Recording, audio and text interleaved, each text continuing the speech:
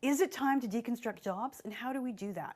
My guest today is Ravin Jesuthasan. He's co-author of the Wall Street Journal bestseller, Work Without Jobs, and he joins me now to discuss that. Ravin, thank you so much for being here. Oh, my pleasure, Linda. Good to join you. You know, I have a lot of questions about the book and your work.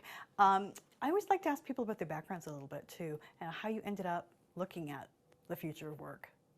Yeah, no, I'm happy to share that. So I think of myself as kind of a retreaded finance guy. I'm a chartered financial analyst by training. My bachelor's and master's were all in finance. And I used to be a strategy consultant, but I found my way into, the world of human capital and work. And so over the course of the last 30 years, I've had the privilege of just of frankly not having a real job because I've been a consultant for 30 years and have had the privilege of working with organizations of all sizes around the world. And I first started dabbling in quote unquote the future of work before it was called the future of work. It was back in 2007 and started to do a fair bit of research in the space. As you know, have since written 4 books on the topic. And I also sit on the World Economic Forum Steering Committee on Work and Employment, and I've had the chance to work with them on about 12 different research studies over the last, 8 years or so on the future of work.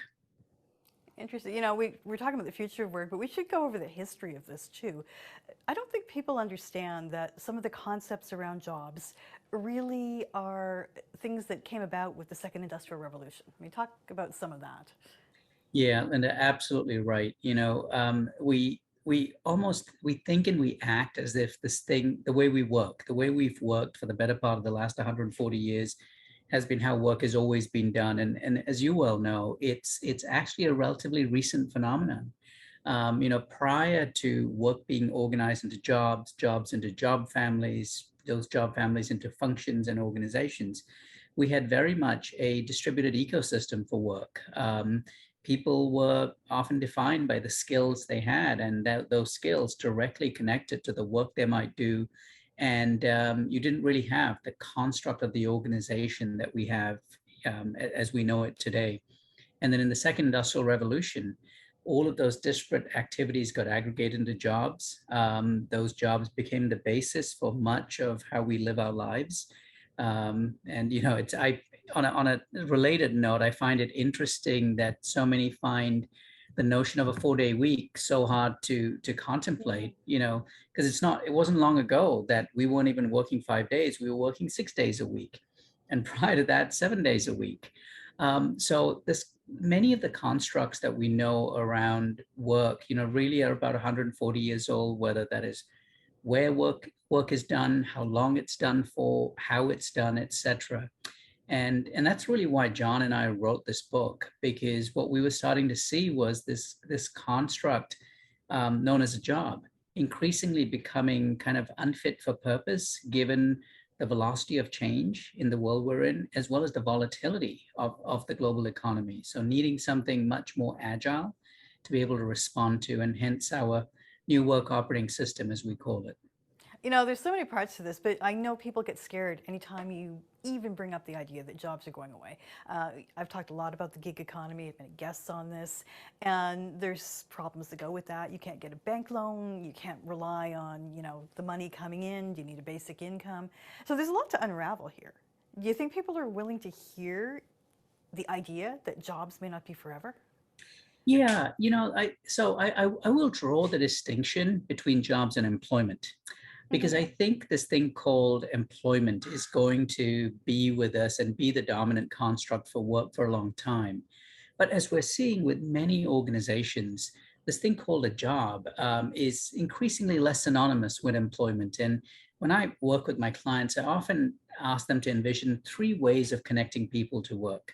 One might be, an employee in a fixed job, and that's going to that percentage of work being done in these fixed jobs has shrunk dramatically over the course of the last 20 years or so. But there's still good reasons for that because of compliance and control reasons, if you're in financial services or healthcare, just basic economics. But increasingly, what we're seeing, Linda, in companies are if that is the fixed model, a much more flexible model where people might be in jobs, but they have the opportunity to express their skills in other parts of the organization where those skills are demanded, and the opportunity to move elsewhere, either within or without the company, to acquire new skills. And so that's the flexible part of it, and the most extreme example is what we think of as flow to work, where people may still be employed, but they are not connecting to work through jobs.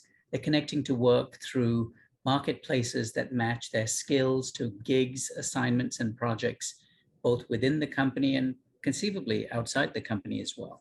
That's an interesting concept. So if you're an organization who wants to be open to doing this and you have maybe a very fixed workforce, you have people in boxes, what's the first thing you need to do if you want to rethink it? I think, I think of three trigger points, Linda, for sort of starting the process of thinking about this new work operating system. One is, are you stretched to find talent? I can't think of a single Everyone company is, today, yes. right, that can't find the talent. And one thing that we've seen is organizations who are stretched doing a couple of things. One is asking the question of, instead of me just throwing more money at the supply of talent, so bending the supply curve, with more pay, different benefits, how do I bend the demand curve? How do I redesign the activities and tasks that make up that job so that I can get more people into the job? So how do I design better work instead of trying to fit a square peg into a round hole? So that's one thing that we've seen with organizations. So deconstructing the work, ensuring that the talent you're hiring can flow to the top of their license, if you will, doing the things that you really value, while taking out the other aspects of the job so that more people, maybe where there is a more plentiful supply, can come into the game. And we have some great examples, as you probably saw in the book, of different organizations like Providence Health in the United States doing that. Another example is where you might have certain skills that are fungible across the organization. Think data scientists, think digital talent, program managers, project managers. We need them all over the company. And so instead of having them be captive in one particular function and then looking to find talent for similar work in other functions, how about we create a virtual cloud-based organization and enable that talent to connect to work through projects and assignments and gigs? That's that third model I talked about. So they're still employees, they're just not trapped within a particular job or a part of the organization. I know you've talked about automation in the past. How does that fit within this? I mean, not just having, jobs, not just using the cloud or whatever else, but coming in with robots and cobots and the Mhm. like. Yeah, so automation is absolutely a key part. So in the book, we talk about the four principles that underpin this new work operating system. We've talked about the first one, which is starting with the work as opposed to how the work is organized in the jobs. The second relates to automation. The third relates to, once we've gotten the optimal combination of humans and machines, how do you best connect people to work? And that's where those three models that I talked about might come into play. And then the fourth is, how do we create the capacity to perpetually reinvent work? On automation, and this we cover in chapter 2 of the book. It's also the focus of our third book together, called Reinventing Jobs, that was published by the Harvard Business Review. What we've seen is companies that lead with the work, as opposed to the ones who lead with the technology, actually get to much better outcomes. They see the nuances where highly repetitive rules-based work can be substituted by automation. They see the opportunities where truly human skills, creativity, critical thinking, empathy, care and concern, innovation, can be augmented by automation, making that human almost super productive.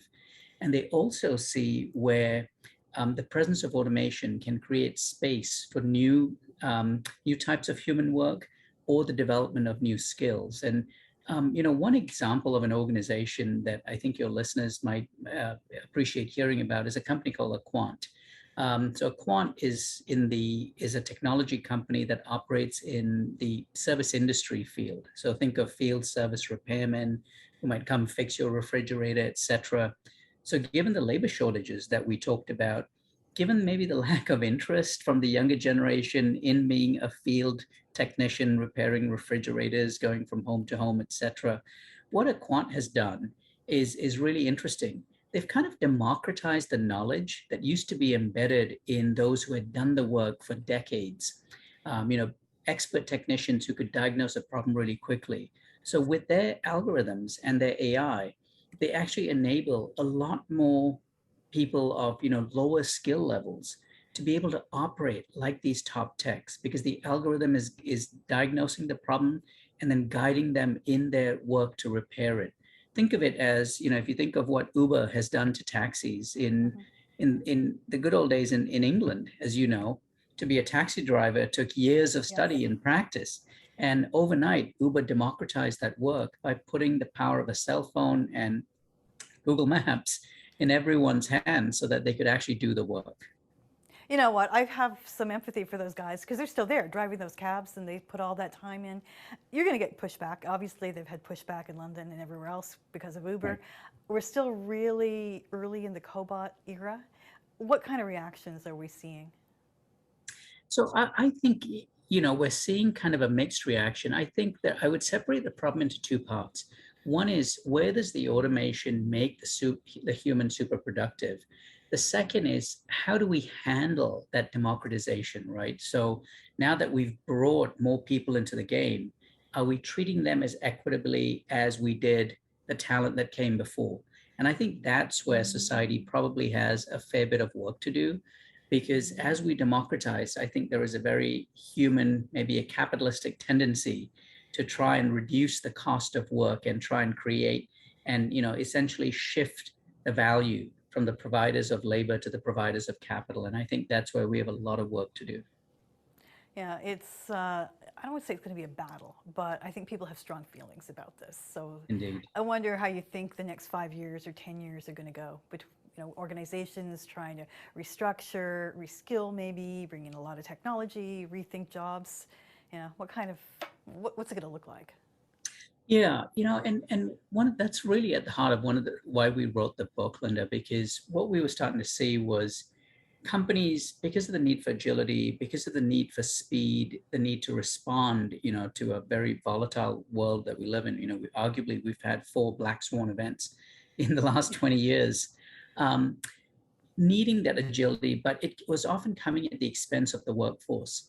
And so, how do we create a much more human way of working where there is more power vested in the talent, with the capacity to keep reinventing themselves in order to be able to sort of continue to stay relevant, for the world that we operate in?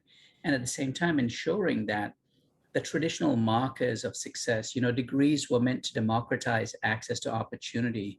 And I think we'll all agree that they've done anything but that over the course of the last 100 years. And if we look at the large swaths of the population that are excluded from work because they don't have that single piece of paper that purports to tell an employer what skills they have. So as we move to this more skill-based architecture, I think we have an opportunity to turn democratization on its head, to give a lot more people access to opportunity. The question is, will that access, you know, result in you know, maybe a lowering of the wage premiums that we've seen, or can a rising tide lift all boats? I hope it's the latter. You know, that's a scary concept for some people too, because it was supposed to be you went to that Ivy League university and you were set for life, right? Now you're talking about reskilling. You're talking about people who don't have that degree having an equal shot if they have the right skills-based training. It's kind of revolutionary. Oh, absolutely, Linda. And you know, I said in a speech to the CPA Association a number of years ago that, you know, we're going to see more change in the accounting profession in the next 5 years than we've seen in the last 500, when the double entry bookkeeping system first came about. And in large part because what was a quote unquote safe profession, you know, you got your accounting degree, you became a CPA, you were guaranteed you were relevant for the length of whatever career you wanted, 30, 40, 50 years. But that's no longer the case because the shelf life of those technical skills has shrunk so dramatically.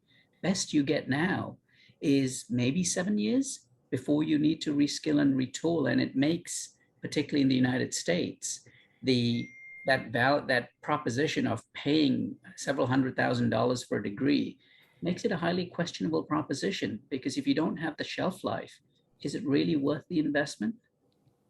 So if we go ahead 10 years, how different does this world look? I think what we're going to see is a couple of things. One is significant premiums and value placed on reskilling and upskilling of the global workforce. I think we're going to see more and more organizations, and I think this will be important, designing space for both learning as well as well-being into the flow of work. I hope we will get past this ridiculous conversation about work-life balance and realize that we have to be absolutely intentional about work to ensure that the workforce has this space.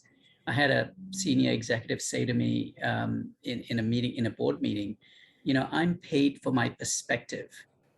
I don't have the time to provide that perspective because I'm transacting continuously. And I think if someone in the C-suite feels that way, how much more the rest of the workforce? And I do think, I love this quote, Linda. It was Alvin Toffler in 1970 who said, the illiterate of the 21st century won't be those who can't read and write.